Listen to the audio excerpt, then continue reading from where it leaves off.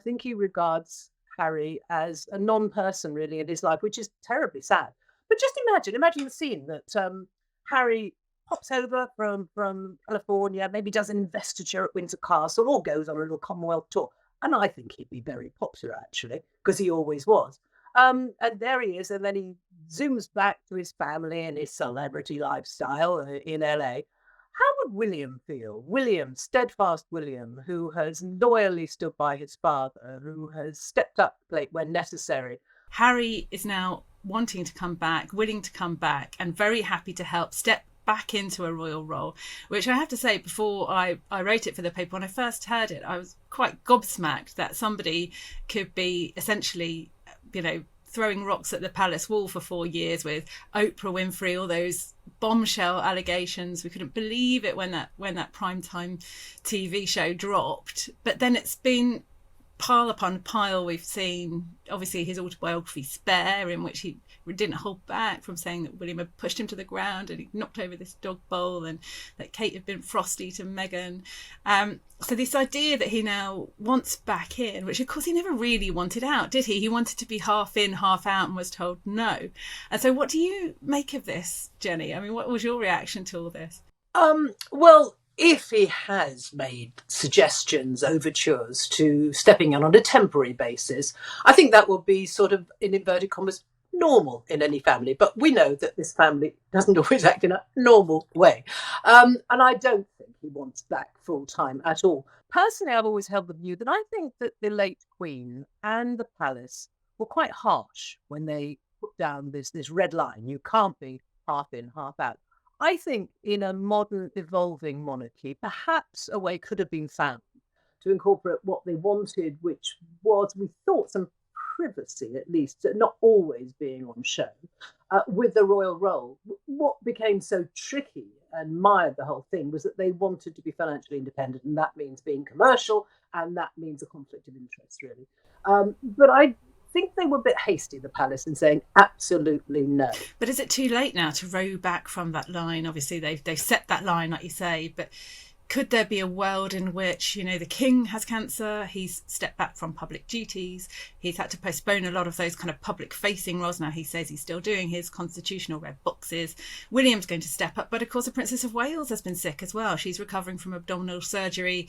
Is there a point at which Harry might do something? I think the suggestion to me was that he could do this sort of Commonwealth role. There might be an element for him to support the family in some way. But the trust is broken, isn't it? Is there any way back for that? I think there might have been, but for William.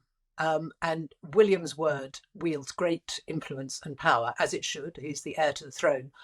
And I'm afraid all that's gone on between that decision of the late Queen that Harry can't be half in, half out, all that's gone on that you've referred to, the bricks that have been thrown, the insults, the allegations, the accusations, the hurt, the pain, the rift is too deep now between William and Harry. I personally think William has more or less blotted Harry out of his mind, out of his life, is focused on his role, his family, and what he has to do. And I think he regards Harry as a non-person really in his life, which is terribly sad.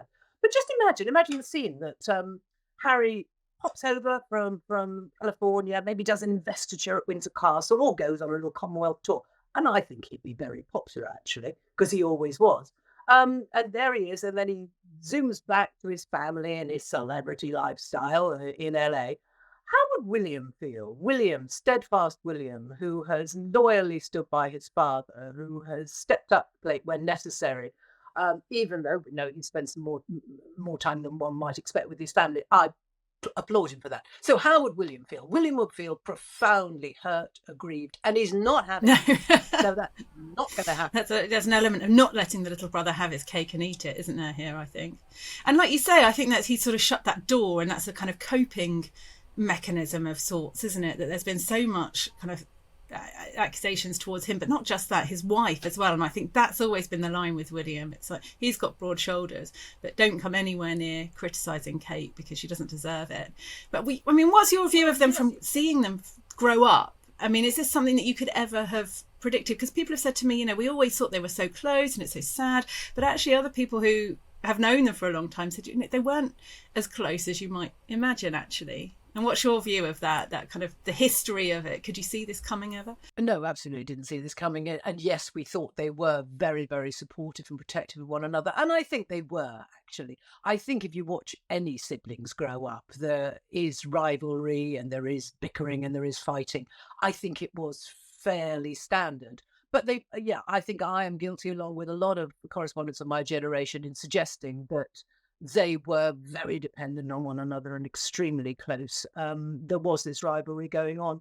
Um, and I think perhaps we forget in all this talk about mental health, which is extremely legitimate. And of course, both were hugely damaged by Diana's death.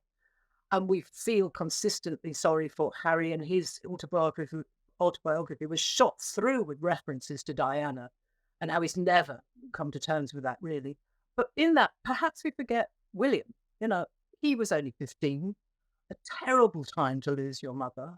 He's handled it privately, but he too is pretty broken by that. And I think you were saying that he has shut the door on Harry, and I was saying the same thing. And I think it is a coping mechanism. I think there's been so much pain that he just has said, I actually can't handle that right now. I've got a heck of a lot on my plate. And now my wife has had this serious surgery. I can't do it.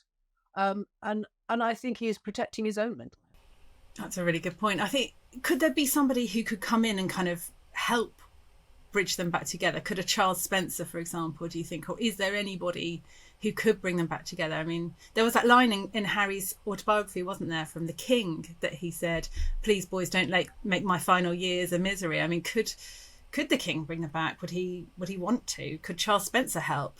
Is there a way to bring those boys back together?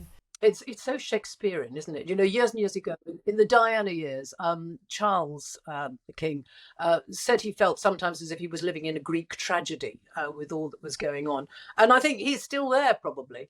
I think the momentum has to come from William. I don't think any intermediary at the moment would be adding that pressure to all that William's coping with.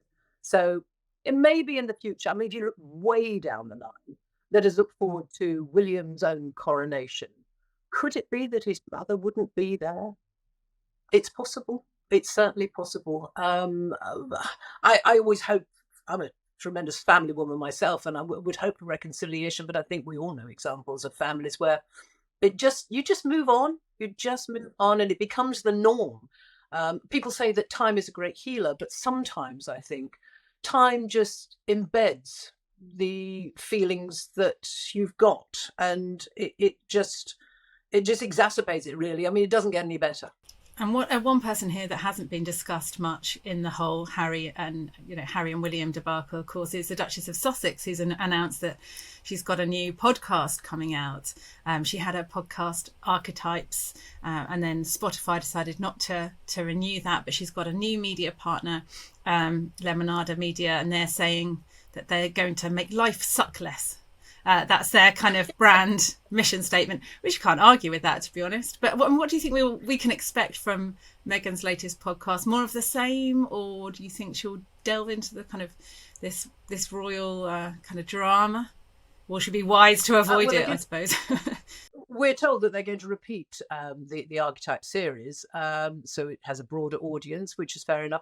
And we all, we journalists can, I think we are a bit guilty of sort of saying, oh, that deal, it was ended, it was axed, and it was rubbish, her podcast. I don't think they were rubbish. I think they were quite legitimate. She's a strong feminist voice, and her series of interviews were on strong feminism and questioning whether labels such as ambitious should be regarded as derogatory of a woman.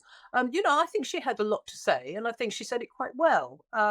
And maybe she'll do more of that. I mean, I'm all for Meghan continuing on her strong feminist track.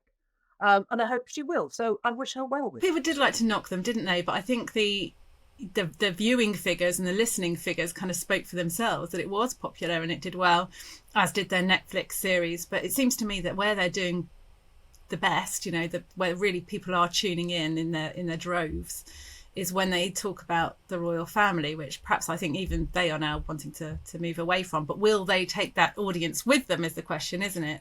When they're not talking about the royal family, when they're not using that kind of royal cachet as such, and they're talking about what they want to talk about, which is maybe mental health more generally, or women's rights or whatever, whether they are the best placed people to make those types of podcasts and documentaries. Yeah, I think they have to get on board with the fact that Netflix in particular, it's about entertainment.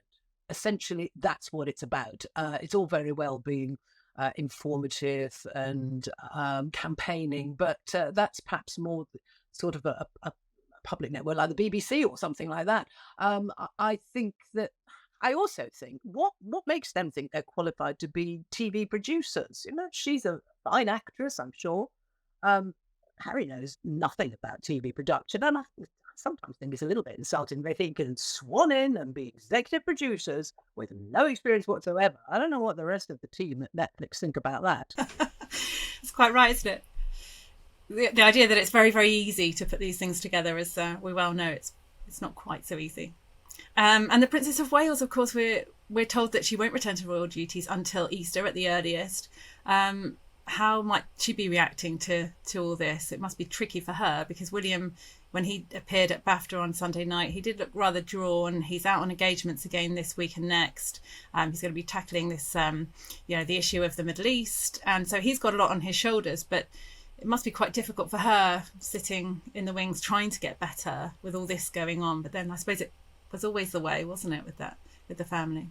Yeah, I mean, I think quite rightly she's using all her strength to get well. We don't know what the problem was, but it was obviously very serious. And we just hope that she's going to make a full recovery. And to do that, we need to give her the time to be at home.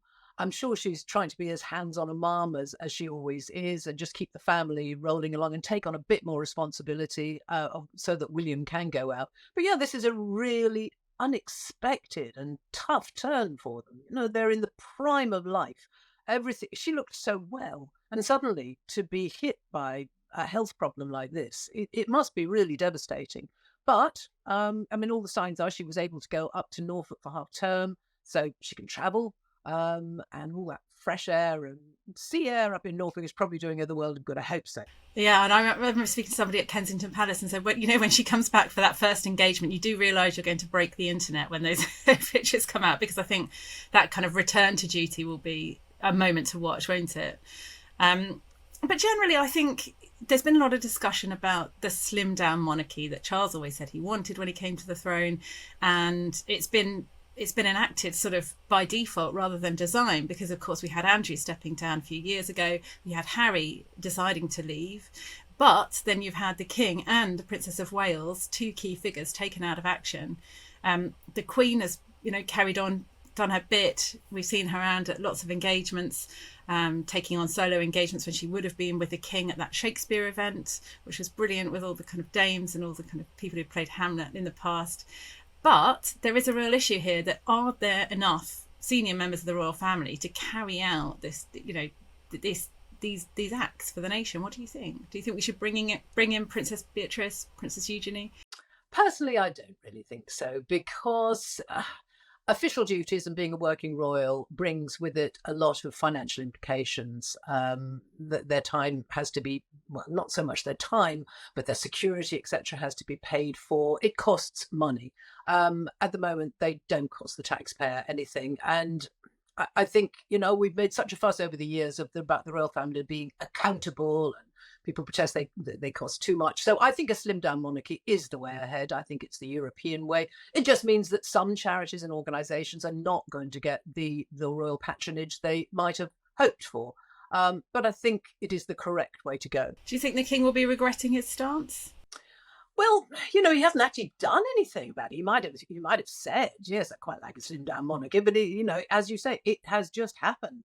And so I think he might be quietly more or less satisfied by that. And we're in a sort of interim, aren't we? Because we have to think that it's not so very many years till George steps up to the plate, and he'll be doing royal duties, and Charlotte and Louis. So we're just in a quiet period of royals now, and then they will expand again, just naturally. It's interesting, because I was thinking about that we're really not far off George being an adult, but given Prince William's the way that he's led his life, to have that kind of private time, and he's protected that time. He was in the RAF, and then he came out and he was a civilian air ambulance pilot, wasn't he, for East Anglian Air Service, and really protected that kind of, he wasn't going to go into kind of royal duties straight away. He was going to have that quiet time. So I can see him wanting to, you know, wish the same for his own children. So if George isn't going to start sort of proper full-time royal duties until he's 30, that does leave a bit of a gap, I suppose. But then there are 3 wonderful Waleses coming up the ranks that they could chip in from time to time. Yeah, I think we will just get used to a slightly smaller royal family, because obviously some of them are in their late 70s, and then the king is also in his 70s. And it's just going to be a natural evolution, I think, in which we get used to a slimmed down royal family, which I think, you know, money is so important in this. It's such a tool to attack the monarchy with, that I think they've got to be realistic about it. So I think, you know, we can't say, can we? Oh, they cost too much, and then say, oh, there aren't enough of them. You can't do that. It's one or the other. Do you think Charles will ever move back into Buckingham Palace? As I think there's that kind of refurbishment work going on, isn't there? But I don't think at this age is he really going to want to live there, really. I mean, he's got Clarence House and he can use it as a sort of office space, really. But that's an interesting point. Yeah, I think it's another thing we should get used to. Yeah, it is the office, and you know, the Palace of Versailles, places like that, people still flock to see it, even though it isn't used as a residence. And he's very happy at Clarence House. You've probably been there. It's a very cosy place, and he's made it very much his own. And that which isn't his own is his grandmother's, his beloved grandmother. So it's full of nostalgia and memories. And it is like a big country home, isn't it? I think I was there last week because I went to see the Queen was doing an engagement with the royal, what was it, the fan makers engagement that she did, where she was being made an honorary liveryman of their company, which was great. And I was sort of going out the back door afterwards, and the King was coming in after he'd had his treatment. Oh, you lot. It was very cheerful. He sort of said, oh, I didn't realise you lot were still here, sort of thing. But it is like being in a very large kind of country home. So I can see why they... And Camilla has actually done quite a few engagements there rather than going out to people. And that's totally understandable at 76. And she wants to be around for the King as well. But we've been told that he's going to renew his weekly audiences with the Prime Minister in person as much as possible. So he's obviously... And we've seen him walking to church. So... hopefully he can make a full recovery and be back to duty. He's playing quite a dangerous, not exactly dangerous game, a brave, courageous game, I think, because the first Sunday he doesn't go to church. You know, we lot I did think say, that. oh my God, what's up? You know, and I mean, you know, I'm sure whatever treatment he's going through is quite. It must be debilitating to an extent. He probably feels quite tired, but he's being very courageous about it, and I think he's making